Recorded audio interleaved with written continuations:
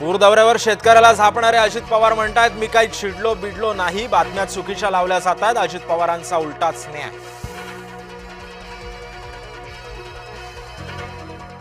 ठाकरेंचा पूर पाहणी दौरा वादामध्ये, आलिशान वाहनातून फिरले ठाकरे आणि राऊत, भाजपने हाणला टोला. काय कलेक्टर लाच विकून खाल्लीत का? मराठवाडा पुरामध्ये आणि जिल्हाधिकारी मात्र नाचकामामध्ये दंग. शेतकरी संकटात असताना कलेक्टरला नाच सुचतोच कसा? संतप्त शेतकऱ्यांचा सवाल. सरकारी लाडक्या बहिणींकडून वसुली, 8,000 सरकारी बहिणींनी लाटला फायदा. सरकारला लावला सरकारी कर्मचाऱ्यांनीच 15 कोटींचा चुना.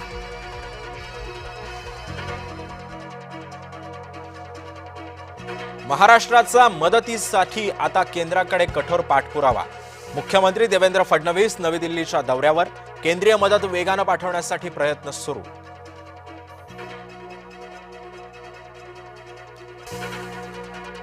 राज्य आपत्ती व्यवस्थापन विभागाची मदत पुरी पडणार नाही, केंद्रानं सढळ हातानं मदत करावी. महायुतीचे अमित शहांना पत्र. जिल्हा परिषदेमध्ये नव्यानंच आरक्षण, सर्वोच्च न्यायालयानं दिला निकाल. जुन्या पद्धतीचं आरक्षण ठेवण्याची याचिका फेटाळली.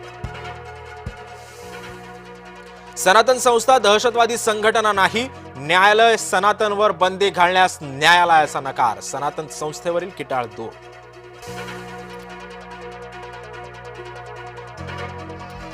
डायमंड गार्डन ते मंडाले मेट्रो लवकरच धावणार. 5 स्थानकांचा सुमारे 5.5 किलोमीटरचा मार्ग. सुरक्षा तपासणी आणि प्रमाणपत्र मिळाल्यानंतर सेवेत.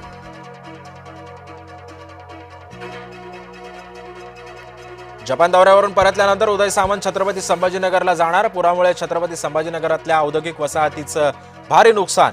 मंत्री उदय सामंत घेणार उद्योग नुकसानीचा आढावा.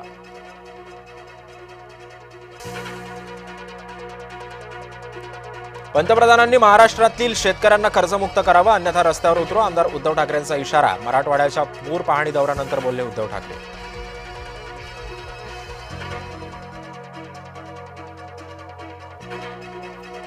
दिवसभर पायपीट झाल्यानं अजित पवारांची चिडचिड. जो काम करतो त्यालाच बोलता. कर्जमाफीच्या मुद्द्यावरून अजित पवार पूरग्रस्त शेतकऱ्यांवर भडकले.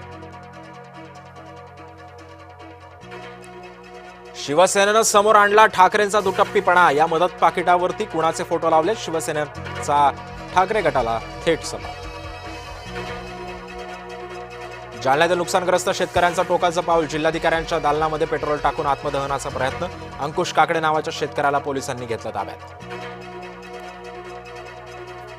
सोनम वांगचुक यांनी आंदोलन गुंडाळलं. वांगचुक यांच्या आर्थिक व्यवहाराची चौकशी. विनाकारण छळ होत असल्याची वांगचुक यांची तक्रार. कैद्यांनी पोलिसांनाच केली मारहाण. कैद्यांना न्यायालयातून कारागृहामध्ये नेताना घडली घटना. 4 कैद्यांविरोधात गुन्हा दाखल.